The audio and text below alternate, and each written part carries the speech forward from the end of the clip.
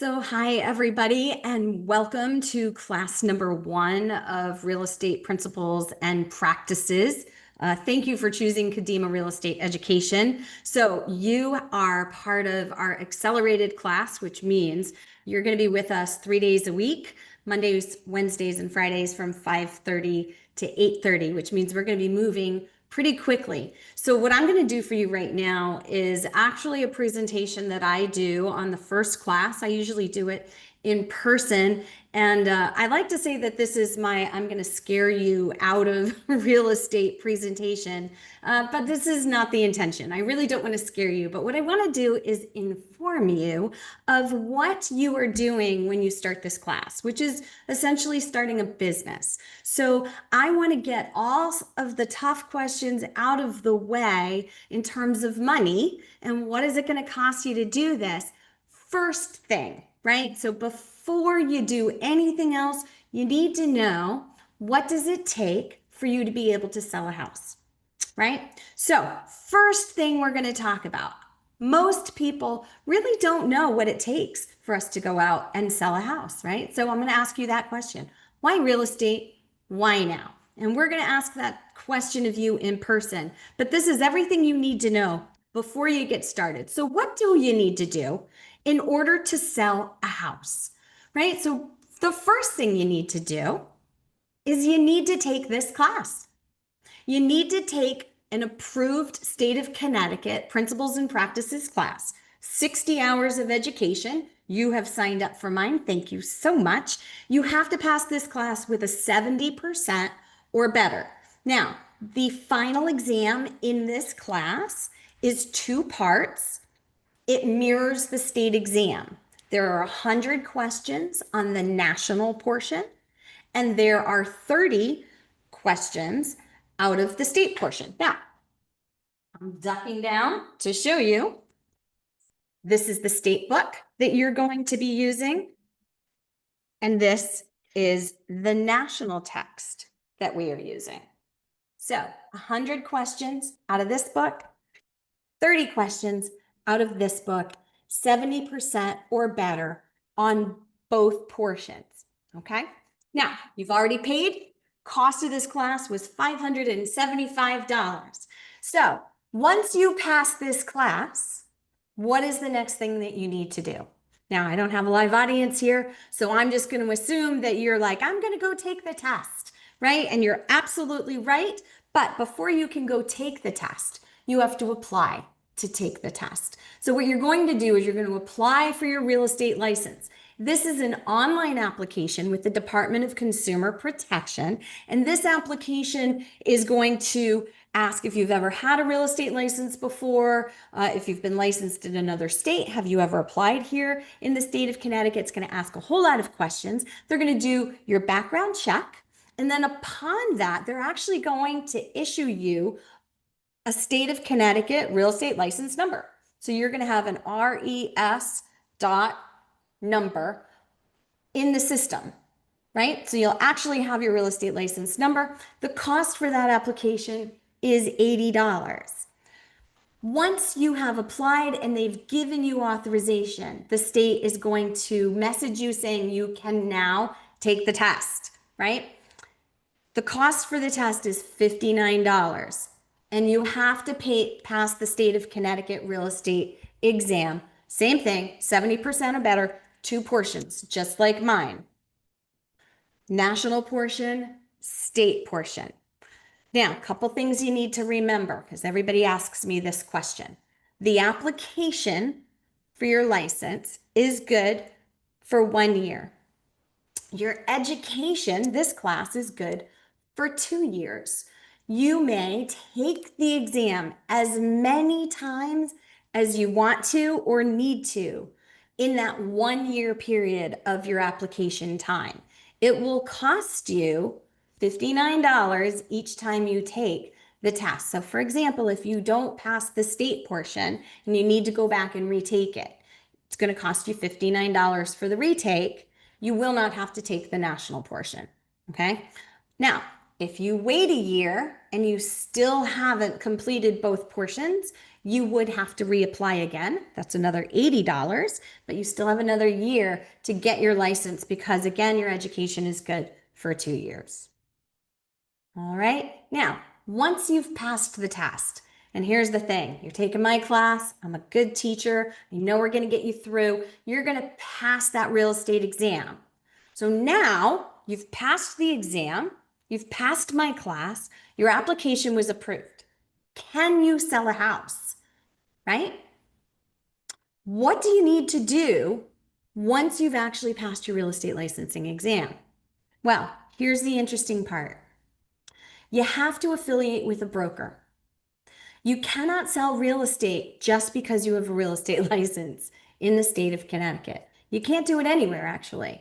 In order to sell real estate as a licensed salesperson, you have to affiliate with a broker.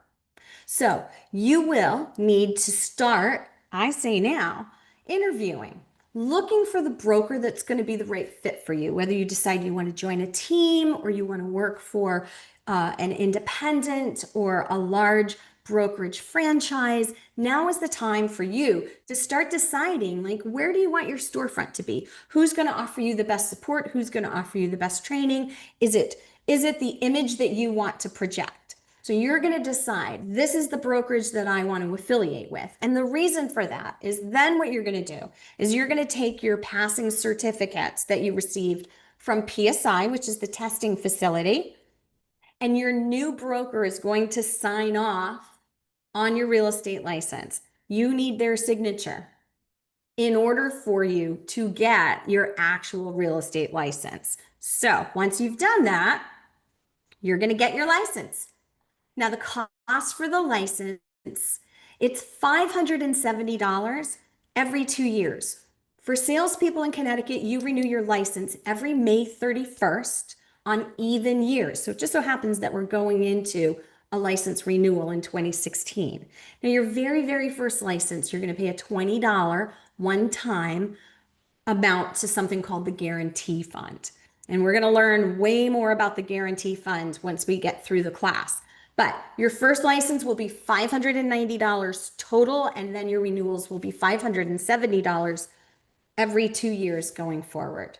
So that's a check that you're going to make payable to the treasurer, state of Connecticut. Now, regardless of when you get your license, even though renewal time is May 31st, that $590 is not prorated. So you're taking this class, for example, if you're taking the class in November and you finish the end of December and you decide to get your license in January, you're going to pay $590. Come May 31st, you will be renewing your license because it will expire. It will only be good for that 6 months. So you're going to pay another $570 to renew your license May 31st, and then it'll be good for 2 years. All right. So now we got that out of the way. So you've taken the class, you've passed the test. Now you have a real estate license. Can you sell a house? Yep, everybody in the class is looking at me or would be looking at me going, well, if she's asking the question, the answer is probably no. And you are absolutely correct. You cannot sell a house just yet. You have to pay state, local, and national dues. And what does that mean? Well, so in the state of Connecticut currently, we are members of the National Association of Realtors. And you, as salespeople, have to follow what your broker does. So all of the brokers in the state of Connecticut belong to the National Association of Realtors, the Connecticut Association of Realtors, and a local association. Therefore, as a salesperson, you have to follow suit with whatever it is that your broker does. So I've put up our local board, which is the Eastern Connecticut Association of Realtors, to show you an example of what those fees look like. Now, our dues renew every year in January. So if you were to join in January, you would find that and you would go all the way across. So the first time you pay dues, the maximum you're going to pay is $981 because there is a one-time $125 initiation fee. There's going to be an initiation fee regardless of what board you join, and it might alter. Now, included is all three of the boards. So your NAR dues, your CTR dues, and then the local board dues. Now, the thing with the dues is they are prorated. So depending on when you join, that amount is going to vary. For example, if you decided to join in December, you would only pay $251. But you renew in January, so therefore you would be renewing at the January amount minus the 125. Okay? So we round up to about $1,000 for the sake of the class because not everybody that takes this class is going to join the Eastern Connecticut Association of Realtors, and so those amounts may vary. Okay, taking the class. You've paid for the class, you've paid for your application, you've paid to take the test, you've paid for your license, you've paid your dues. What's missing? What more do you need to sell a house? Where do we find our inventory? How do we get access to the houses? There's one very crucial piece that we need, and that is the multiple listing service. We use Smart MLS, and Smart MLS is our statewide multiple listing service. We paid a subscription to use the multiple listing service, and that subscription is $425 a year. Now, that is prorated, and those payments are billed out to us twice a year. We pay those in April and in October. So depending on when you join, that's going to be prorated based on that 6-month payment. So for example, if the $212.10 6-month cycle is in effect and you join in January, then you're going to pay the full $212.10. But if you joined in February, then it would be minus 1 month of that $212.10. Okay. Holy smokes, right? Okay. Is there anything else that you need to sell a house? Right? Have I freaked you out yet? This is usually the time when my classroom is looking at me like, "Oh my goodness." You mean you can't even talk about selling a house at this point. One last thing that you're going to need, right? One last thing, and then absolutely you can go out and sell a house. And that's going to be professional liability insurance.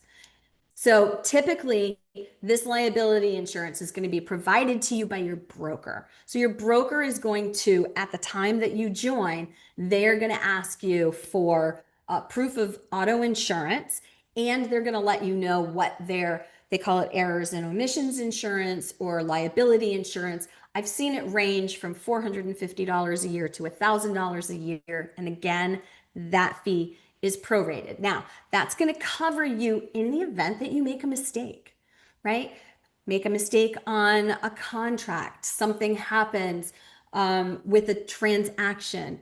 It protects you, it protects your broker. Everything that you do as a salesperson, you're doing on behalf of your broker, and you need to be insured. In addition to that, some brokers also tie in some education. So you're going to want to ask that question. When you're going out and you're interviewing, you're saying, what's included in my liability insurance? Is there anything else that I'm getting for that? Okay, so I'm going to stop sharing my screen now, and I'm going to let you guys sort of get a grip. All right. So you're watching this and you're thinking, wow, I just wanted to take this class, get my real estate license, and maybe, flip some houses for myself. So here's the reality. If you want to sell some houses, you will need to do all of these things, and you will need to affiliate with a broker. You're starting a business, but you're starting a business where somebody else is really taking care of the overhead for you, right? Whether it's a virtual overhead or it's a physical overhead. Somebody else is paying for the administration, somebody else is paying for the software and all of the resources that you're going to be able to use in order to do your real estate business. Now, the good news is all of these fees, because you are most likely a 1099 employee, is tax deductible. These are all costs for your business. So right down to this class, Save all your receipts. Okay. So here's a little other piece of information that I would like to share with you. So currently in the state of Connecticut, the average selling price of real estate right now is about $420,000, right? So we're going to talk about commission. And commission is something that is not set. It's always, always negotiable. And you are going to negotiate what your payment structure is with your broker. Okay. Agents are paid primarily 100% commission, and you're going to probably be paid on a floating scale, meaning the more you sell, the higher your split, your compensation package will be. But for argument's sake, the average brand new to business agent is going to be paid half of whatever it is that the buyer or the seller is offering in terms of payment to the broker. The broker gets paid, and then the broker pays you as the salesperson. So I am going to just hypothetically use a number. If $420,000 is the average sale, you could potentially be looking at about a $5,000 commission on that sale. So before taxes. And the reason I bring that up is to point out the fact that if you add up all of these expenses that I just showed to you in this video, they probably come out to about $3,000. So your first sale, if you sell at the average price of $420, now you may sell for less, you may sell for more, you will have covered the cost of what it costs to do business. And so I ask you, how many business do you know of where you can do one sale and you've now covered what it costs for you to keep the lights on, for you to pay the employees, for you to have your resources? There's no other business that I know of where you could do that. So you just have to be willing to sort of keep that in mind, that this is that kind of business. And there is no ceiling. You can make as much money as you want to. It's really up to you. The thing that you need to know is that this is a hard business. If it was easy, everybody would do it. And the numbers speak for themselves. There's lots of people that get their real estate license. There's lots of people that take this class. But the actual number of agents that are selling and making money is a lot lower. And why is that? Because I think a lot of people get into this business thinking it's a lot easier than it actually is. And you're going to see that and you're going to learn that as we progress. So I like to put all of that out there, and cheer you on and let you know that, first of all, I'm very passionate about this subject. I think that there's no other industry that I would rather work in, helping people move on to the next journey, whether it's selling a house, buying a house, investing in their future to help them develop wealth. This is a great industry to be a part of. It's ever changing. You have to be willing to go with the flow and learn all of the new systems and be adaptable. Technology is definitely playing a part in the industry, so you have to be willing to learn all of that. You've got to become tech savvy. So if those are things that are intriguing to you, then you are 100% in the right place. So thank you for watching this video. I hope I haven't taken too much of your time. Remember, read the assignments, stay on top of the reading, and I will see you all in class.